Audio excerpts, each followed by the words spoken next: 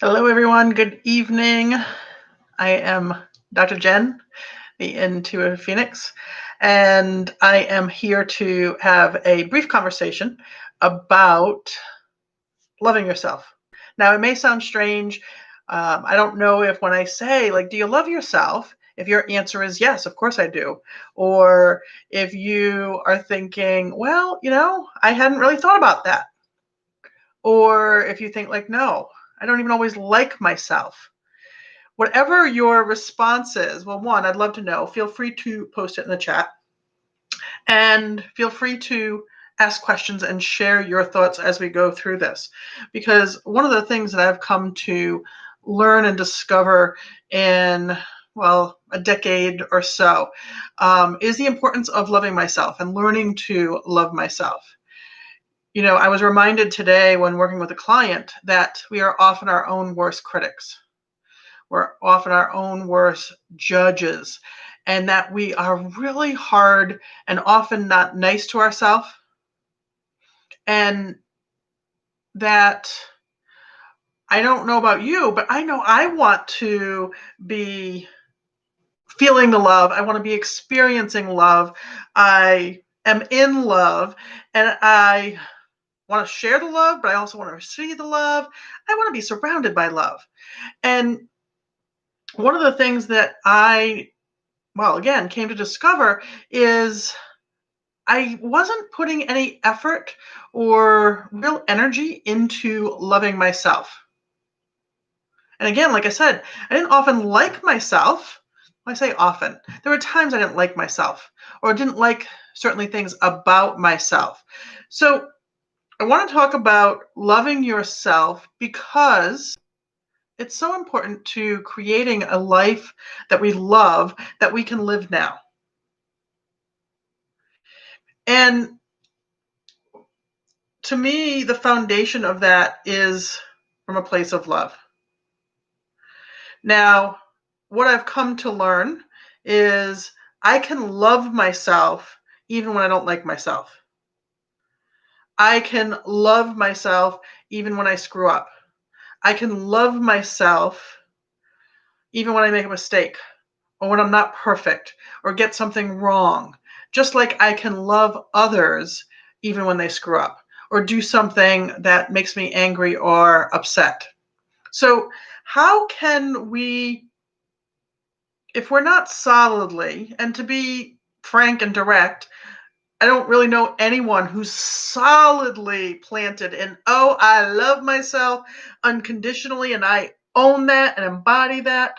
What I find is it's something that we still crave more of. And in some cases, have not yet fully experienced for ourselves. I know I've had people in my life who have loved me and who do love me. And at the same time, I didn't experience unconditional love where I felt it until about, I guess it was about 7 years ago. And it was a feeling that I came to recognize after meeting my spouse.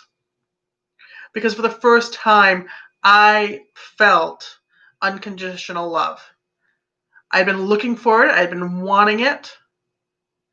And I had decided that in future relationships, I was not going to accept anything less than unconditional love from the person I was in a relationship with. And that from there has changed so much about my life. But with that being said, I still had to learn how to love myself. Now, again, loving myself doesn't always mean I like myself. Loving myself doesn't mean I'm always positive. Loving myself doesn't mean I always get it right. It's loving myself despite all of those things, even when I'm not feeling great about life, or I'm not feeling great about me and how I'm showing up in my life. So where do you start? Now, the way I look at a lot of things is on a spectrum. And this is, you can say hate, you can say judgment. You can say dislike, as far as you. Or you could say conditional love, love with expectations, or only if you meet certain expectations. And then we've got unconditional love on the other end of the spectrum. So the question, if you're looking and you're wanting to feel more unconditional love in your life, is identifying where are you currently on the spectrum. And wherever you are is okay. It's going to fluctuate. Where you are on the spectrum is going to fluctuate. And especially when we're first learning, we might feel like we're way down here. But identify where you are with no judgment. Where you are is just so we know where to go from there. And then if you've got like, great. If you've got some love, great. Well, honestly, if we're just identifying where we are, wherever you are is great. Because at least now we know where we're starting from. And as you go through the next 24 hours, I want you to ask yourself, what would you do to get to know yourself? If you were meeting yourself for the first time, if you were wanting to develop a relationship with yourself, what would you do to get to know yourself? You'd have a conversation with yourself, most likely. You'd be asking yourself questions. You'd be listening to yourself. These are things that I want you to do for yourself in the next 24 hours. Now, does it mean that we're going to go from this end of the spectrum, whether it's dislike or conditional love, or even in some cases, I hate to use the word hate, but hate yourself or aspects of yourself, to unconditional love like that? For most of us, no. And again, that's okay.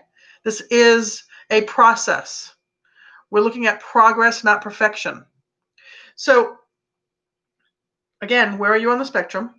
And what step can you take to move yourself in the direction of unconditional love?